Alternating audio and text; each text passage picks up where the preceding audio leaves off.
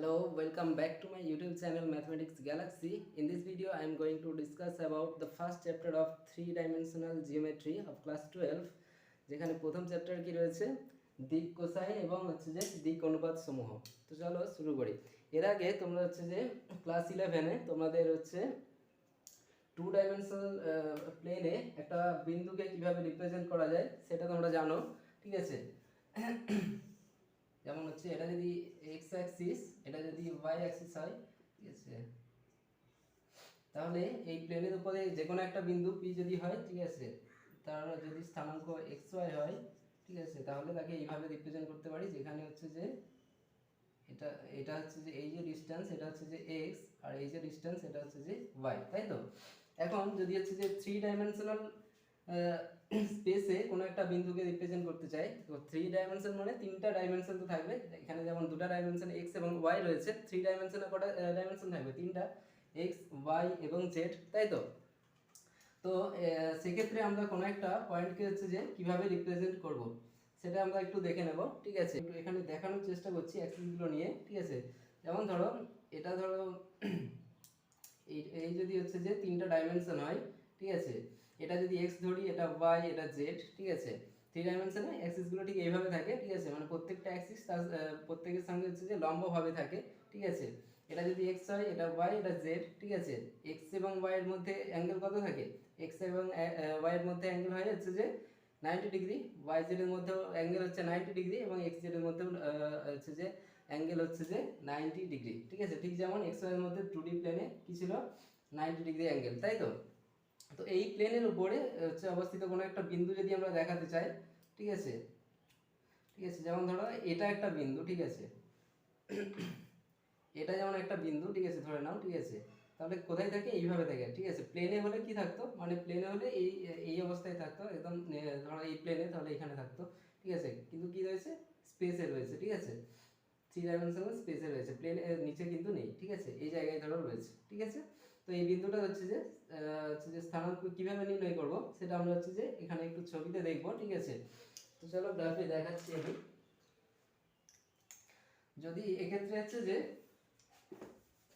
এক্ষেত্রে তিনটা অ্যাক্সিসকে এইভাবে নেওয়া হয়, ঠিক আছে, এক্স ওয়াই, আর এটা হচ্ছে যে জেড, ঠিক আছে। যদিও হচ্ছে যে 3D কে তো 2D প্লেনে পুরোপুরি রিপ্রেজেন্ট করা সম্ভব নয়, সেই জন্য এদের মধ্যে এই যে অ্যাঙ্গেল, এটা যে 90 ডিগ্রি, ঠিক আছে, এটা আমরা দেখাতে পাচ্ছি না, কিন্তু হচ্ছে যে এদের মধ্যে অ্যাঙ্গেলটা কিন্তু 90 ডিগ্রি হবে, ঠিক আছে।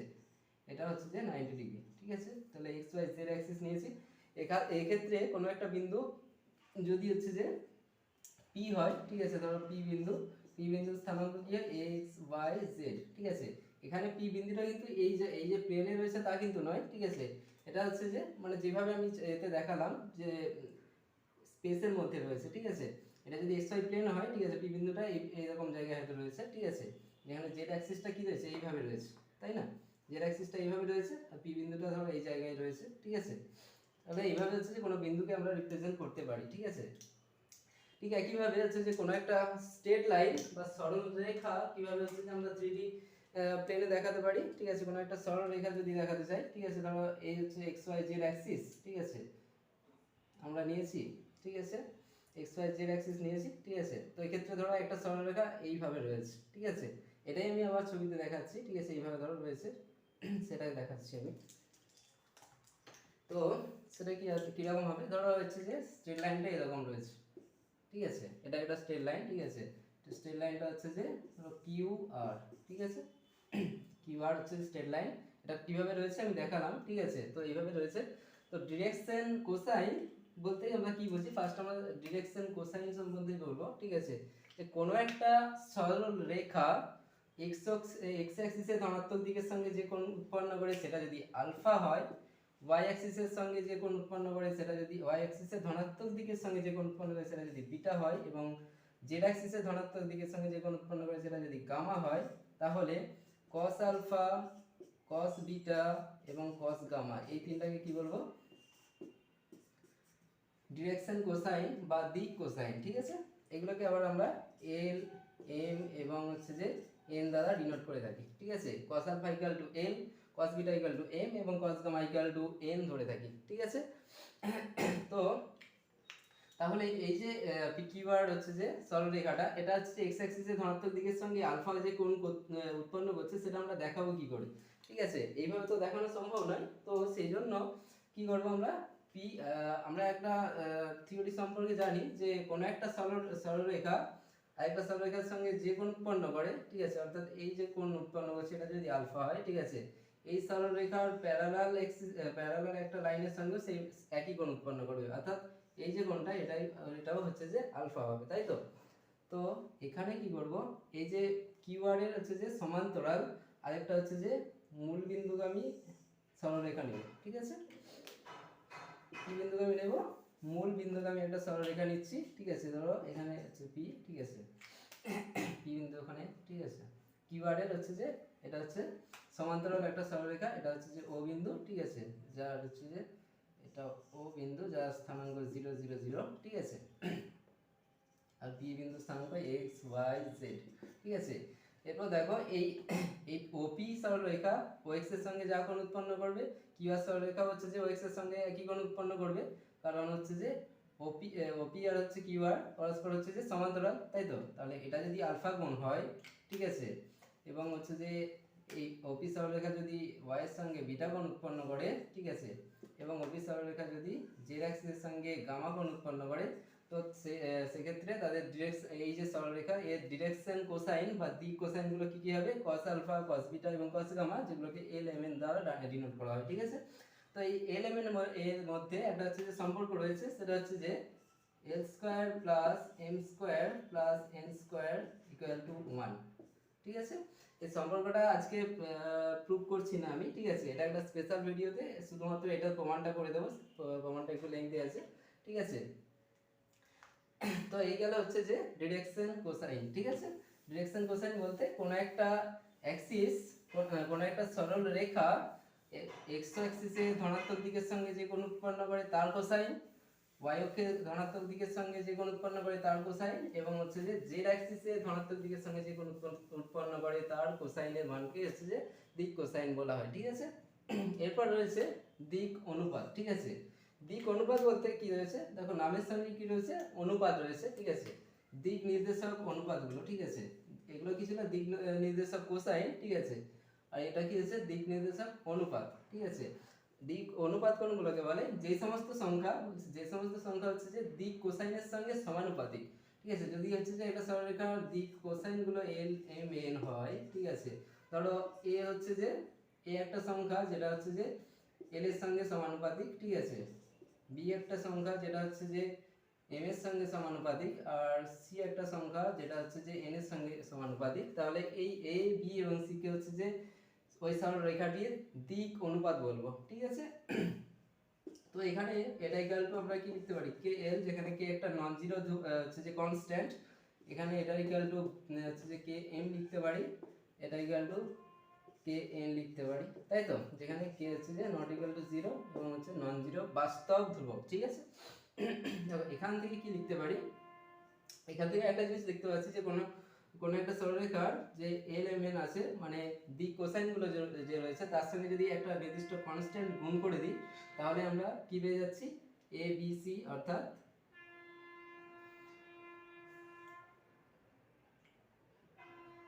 এবিসি, অর্থাৎ হচ্ছে যে ডিরেকশন রেশিও বা হচ্ছে যে দিক অনুপাতগুলো পেয়ে যাচ্ছি, ঠিক আছে। তো এরপর এখান থেকে আমরা কি লিখতে পারি, L equal to a by k, m equal to b by k, এবং হচ্ছে n equal to c by k, ঠিক আছে। আবার আমরা জানি l square plus m square plus n square equal to 1, তাই তো, l square plus m square plus n square equal to 1, ঠিক আছে। তাহলে এখান থেকে আমরা লিখতে পারি l স্কয়ার মানে a square by k square plus হচ্ছে b square by k square plus c square by k square equal to 1, তাই তো, equal to और a square plus b square plus c square equal to k square লিখতে পারি, ঠিক আছে। যেখান থেকে k ইকুয়াল টু কি পাবো, plus minus root over of a square plus b square plus c square. তাহলে কোন একটা সরলরেখা যদি হচ্ছে যে আমরা a b c দেওয়া থাকে, অর্থাৎ দিক অনুপাত যদি দেওয়া থাকে, সেখান থেকে যদি আমরা দিক কোসাইন নির্ণয় করতে চাই, তাহলে কি করব, এর ইকুয়াল টু এখান থেকে কি পাবো, plus minus a by root over of কে মানে root over of A square plus B square plus C square M equal to কি হচ্ছে plus minus B by root over of A square plus B square plus C square এবং N equal to পাচ্ছি plus minus C by root over of A square plus B square plus C square. ঠিক আছে, এটাই পাচ্ছি এই formula. অর্থাৎ যদি কোনো সরলরেখার দিক অনুপাতগুলো দেওয়া থাকে সেখান থেকে আমরা দিক কোসাইন কিন্তু বের করে নিতে পারবো। ঠিক আছে, ওকে। এরপরে নেক্সট কি রয়েছে, নেক্সট রয়েছে হচ্ছে যে লম্ব অভিক্ষেপ। ঠিক আছে, তো লম্ব অভিক্ষেপ জিনিসটা কি একটু দেখে নিই। ধরো কোনো একটা সরলরেখা দেওয়া রয়েছে, এটা হচ্ছে এলএম সরলরেখা দেওয়া আছে। ঠিক আছে, এবং এখানে হচ্ছে সাপোজ একটা বিন্দু পি রয়েছে। ঠিক আছে, 3D স্পেসেই রয়েছে। ঠিক আছে, পি বিন্দু রয়েছে। ঠিক আছে, তো এই পি বিন্দুর লম্ব বিক্ষেপ যদি এই এলএম এর উপর নির্ণয় করতে বলে সেটা কি হবে, অর্থাৎ পি বিন্দু থেকে যদি হচ্ছে যে এলএম এর উপর একটা লম্ব টানা হয়। ঠিক আছে, টানলে যে পাদবিন্দু পাবো, ঠিক আছে, এটা ধরো হচ্ছে যে আর পাচ্ছি, এই আরটাকে কি বলবো, পি বিন্দুর হচ্ছে যে এলএম এর উপর লম্ব অভিক্ষেপ। ঠিক আছে, পি বিন্দুর লম্ব অভিক্ষেপ কি হবে আর। ঠিক আছে, এবং এরপর যদি এটা হচ্ছে একটা বিন্দুর লম্ব অভিক্ষেপ দেখাতে বলেছে। ঠিক আছে, বিন্দু জায়গায় যদি হচ্ছে যে একটা সরল রেখা থাকতো তাহলে আমরা কি করতাম, ধরো এখানে একটা সরল রেখা রয়েছে, এখানে একটা সরলরেখা রয়েছে এরকম। ঠিক আছে, যেটা পি এবং কিউ। ঠিক আছে, একটা সরলরেখা রয়েছে। তো এই পি কিউ সরলরেখার লম্ব বিক্ষেপ কি হবে এলএম এর উপর, এলএম এর উপর পি কিউ এর লম্ব বিক্ষেপ কি হবে।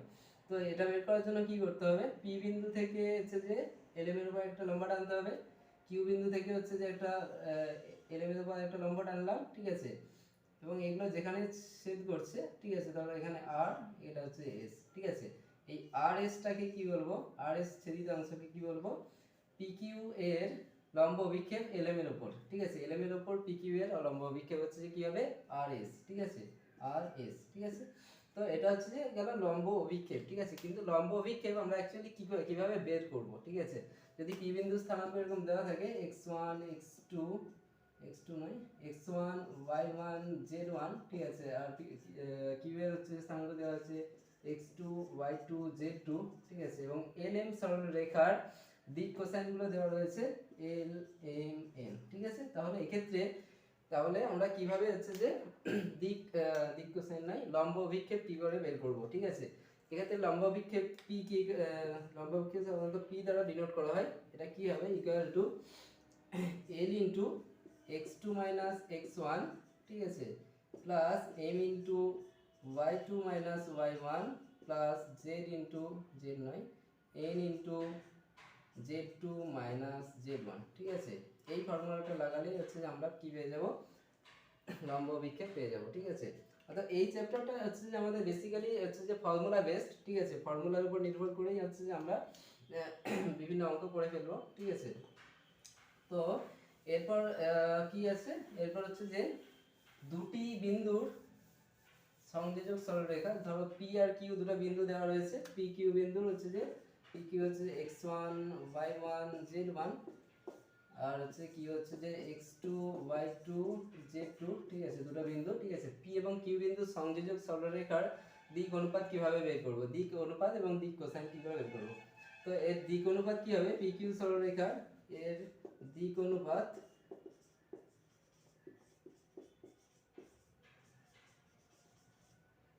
দিক অনুপাতগুলি হবে কি হবে x2 minus x1 y2 minus y1 আর হচ্ছে z2 মাইনাস z1। ঠিক আছে, এটা হচ্ছে যে দিক অনুপাত হবে। ঠিক আছে, পিকিউ সরলরেখা। ঠিক আছে, তাহলে এই দিক অনুপাত যদি জানা থাকে, ঠিক আছে, তো সেখান থেকে আমরা দিক কোসাইন কি করে বের করব। ঠিক আছে, দিক কোসাইন বের করার জন্য কি করতে হয়, দিক অনুপাত থেকে আমরা দিক কোসাইন কিভাবে বের করতে হবে আগেই দেখেছি। ঠিক আছে, সেইভাবেই করা যায়। ঠিক আছে, এছাড়াও যদি ডাইরেক্ট আমরা করতে চাই তো সেক্ষেত্রে কি করতে হবে, পি কিউ বিন্দুর পি কিউ বিন্দু নয় পি কিউ সরলরেখার যে দৈর্ঘ্য সেটা আমাদেরকে আগে নির্ণয় করতে হবে। পি কিউ সরলরেখার দৈর্ঘ্য কত হবে, ধরো পি, আচ্ছা এক মিনিট,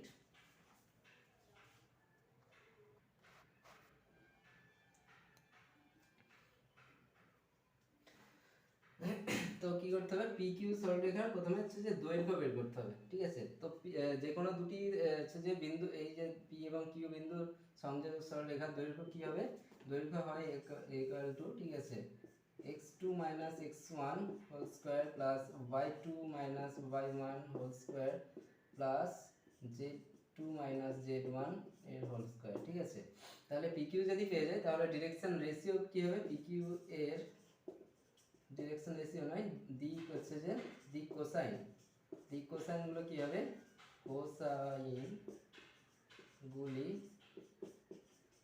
হবে x2 - x1 divided by pq, ঠিক আছে, pq লেন্থ মানে এটা, ঠিক আছে, আমি ওটা পুরোপুরি লিখছি না, y2 - y1 divided by pq length, ঠিক আছে, আর z2 - z1 divided by pq length, ঠিক আছে। এই হচ্ছে যে যে কোনো দুটি বিন্দুর সংযোজক সরলরেখার দিক অনুপাত এগুলো, ঠিক আছে, এবং দিক কোসাইন এগুলো হবে, ঠিক আছে। এরপর রয়েছে যে কোনো দুটি সরলরেখা যদি দেওয়া থাকে, অর্থাৎ যে কোনো দুটি সরলরেখা যদি হচ্ছে যে আমরা দিক কোসাইন দেওয়া থাকে, সেখান থেকে সেই সরলরেখা দুটির মধ্যবর্তী কোণ কিভাবে বের করব, ঠিক আছে, সেটা একটু দেখে নিই।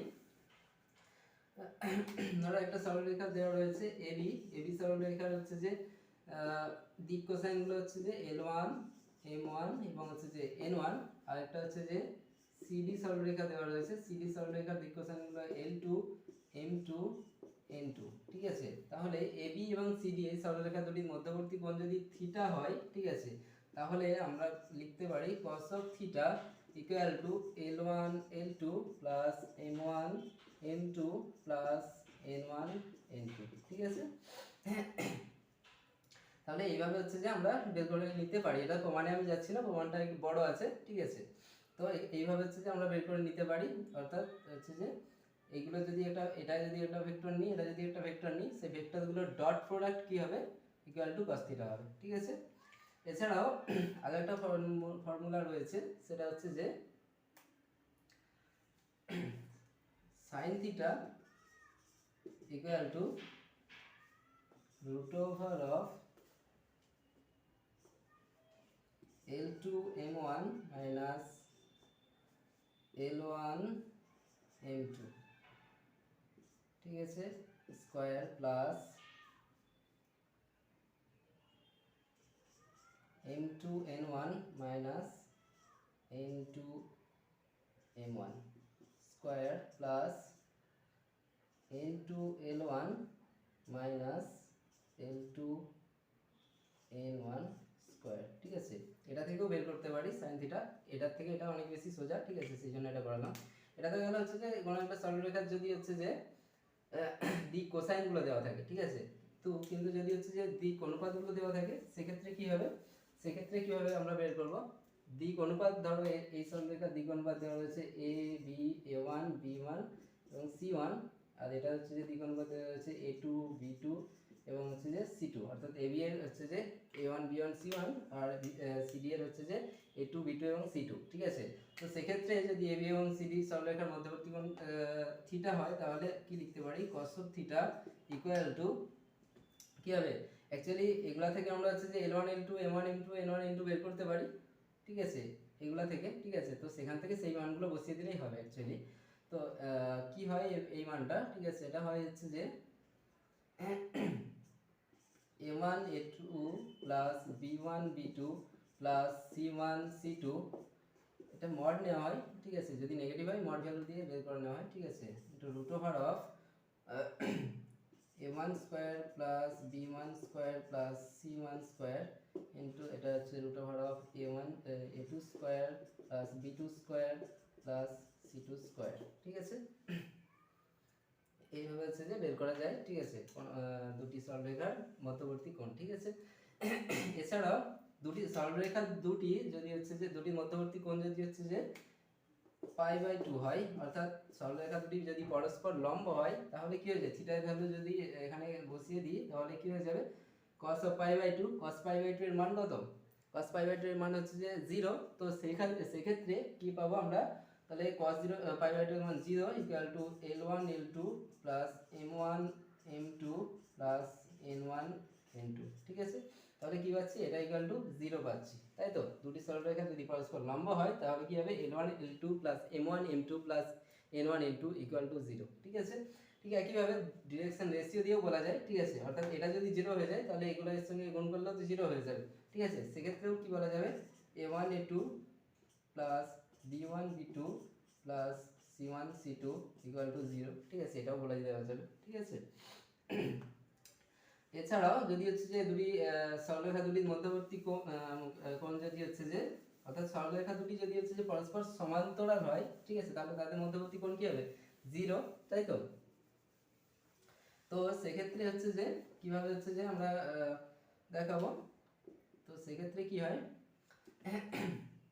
সরলরেখা দুটি হচ্ছে যে কখন সমান্তরাল হবে, AB ও CD সমান্তরাল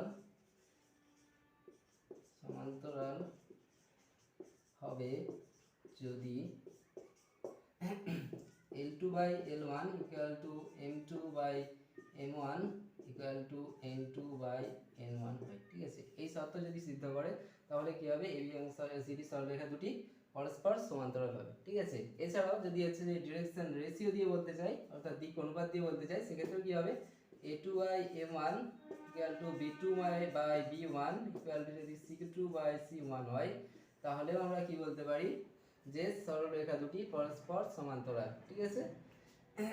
তাহলে এই ছিল হচ্ছে যে এই চ্যাপ্টারের যাবতীয় ফর্মুলাগুলো, ঠিক আছে, যেগুলোর সাহায্যে আমরা হচ্ছে যে এই চ্যাপ্টারের অঙ্কগুলো সব করে নিতে পারবো। এছাড়াও কয়েকটা ফর্মুলা রয়েছে যেগুলো হচ্ছে ক্লাস 11-এ ছিল, সেগুলো আমি একটু লিখে দিচ্ছি। যেমন হচ্ছে কোন একটা বিন্দু হচ্ছে P x1 y1 z1 আর কি হচ্ছে x2 y2 z2 যদি হয়, তাহলে এই PQ এর মধ্যবর্তী বিন্দু, ঠিক আছে, যদি r হয় মধ্যবর্তী বিন্দু, তাহলে r বিন্দুর স্থানাঙ্ক কি হবে, x1 plus x2 by 2 y1 plus y2 divided by 2 z1 plus z2 divided by 2, ঠিক আছে। এই হচ্ছে ফর্মুলা, ঠিক আছে, যে মধ্যবিন্দু স্থানাঙ্ক নির্ণয় করা। এছাড়াও আরেকটা সব ফর্মুলা রয়েছে যে PQ এর হচ্ছে যে PQ সরলরেখা যদি নিই, ঠিক আছে, P এবং Q বিন্দু সংযোজক সরলরেখাকে যদি আরেকটা বিন্দু T, ঠিক আছে, T বিন্দু যদি হচ্ছে যে m:n অনুপাতে অন্তর্বিভক্ত করে, ঠিক আছে, T বিন্দু কি করছে, বিন্দু PQ কে m:n অনুপাতে অন্তর্বিভক্ত করে,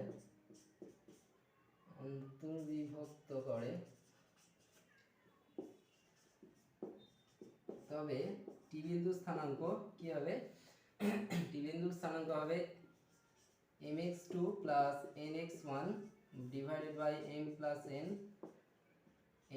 my2 plus ny1 divided by m plus n, mz2 plus nz1 divided by m plus n, ঠিক আছে।